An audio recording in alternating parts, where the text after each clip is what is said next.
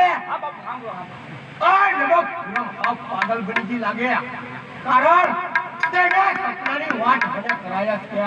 અને કાળી કોટડીની અંદર પૂરી સવા મનો કાળ માર્યો ઉપર જોઈ લો કે તરફ છોડાવ્યા હાલો